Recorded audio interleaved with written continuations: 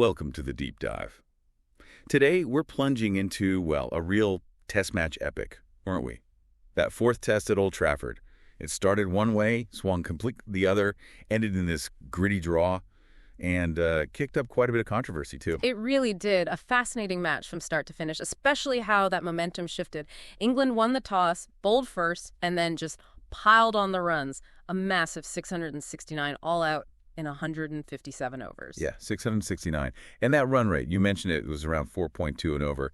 That's pretty quick for Test cricket, isn't it? It shows real intent from England. Exactly. They weren't just accumulating. They were actively looking to score fast, put India under the pump right from the start. And you saw that in the individual scores. Joe Root, just clinical, 150. Yep. But then Ben Stokes, wow, a sensational 141, and he chips in with 5 wickets for 72 runs. Yeah. How much did that all-round show just stamp England's authority early on? Oh, massively. Stokes was, well, he was the engine room, wasn't he? His batting put the bowlers on the back foot, kept the scoreboard ticking rapidly, and then with the ball, he wasn't just getting wickets, he was breaking partnerships. Right. That ability to hit the pitch hard, get something out of it, it just puts batsmen under constant pressure. You felt India were just trying to sort of hang in there rather than dominate. So after that huge England total, India's reply, always going to be tough. They end up with 358 all out. Now, Jaiswal got 58, Harshan 61 decent starts. But you pointed out the team lacked depth in the middle. For our listeners, what does that really mean in a test match? How did it hurt them here? Well, lacking depth, it basically means once your top guys are out, say numbers 1 to 4, there isn't that same ability to score runs or, crucially, to occupy the crease further down. You need those middle order players, 5, 6, 7, to build big partnerships too. Right, to capitalize on the starts. Exactly. Here, after those initial 50s, England's bowlers found they could pick off wickets, maybe 2 or 3 quite quickly. There wasn't that sustained resistance. India never really got close to England's total, and that just puts even more pressure back on the top order next time around. They know if they fail, the innings could crumble. Okay, so considering that first innings deficit, the situation looked pretty bleak for India, didn't it? Yeah. Our mission today, then, is to really unpack how they managed that incredible Day 5 defiance. And, of course, to get into that whole debate about milestones versus the team goal that flared up right at the end, this one really digs into the spirit of Test cricket, I think. Right, let's unpack this incredible turnaround then. Day 5 starts. India are 174 for 2. Still 137 runs behind.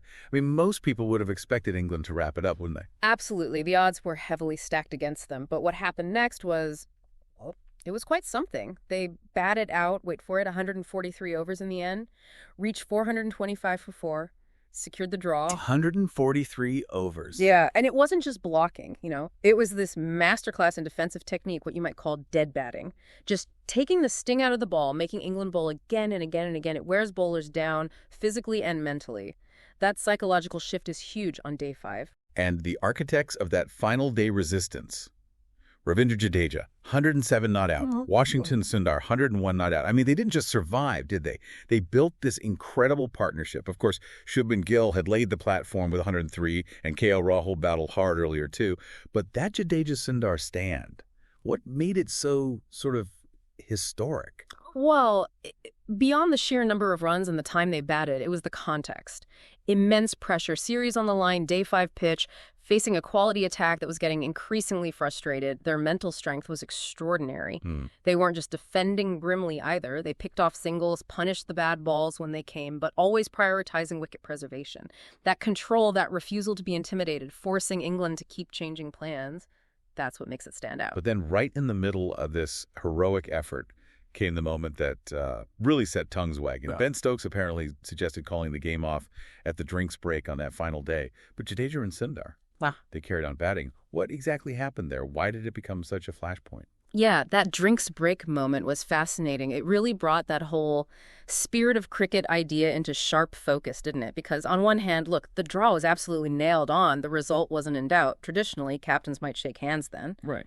Game over. But on the other hand, you've got these two players, Jadeja and Sundar, closing in on personal centuries. And let's be honest, a Test 100, especially away from home, under pressure like that, it's a massive personal achievement. They chose to bat on to reach those milestones. And that decision, as we read, triggered harsh criticism from some people. What was the argument against it? If the draw was safe, why the negativity? The criticism, I think, mostly came from a specific view of the spirit of cricket, this idea that once the main team objective in this case, securing the draw, is achieved, individual pursuits should take a back seat. Some felt that continuing purely for centuries, even for just a few overs, wasn't quite in that team-first ethos, maybe a tiny, tiny perceived risk of something freakish happening. I see.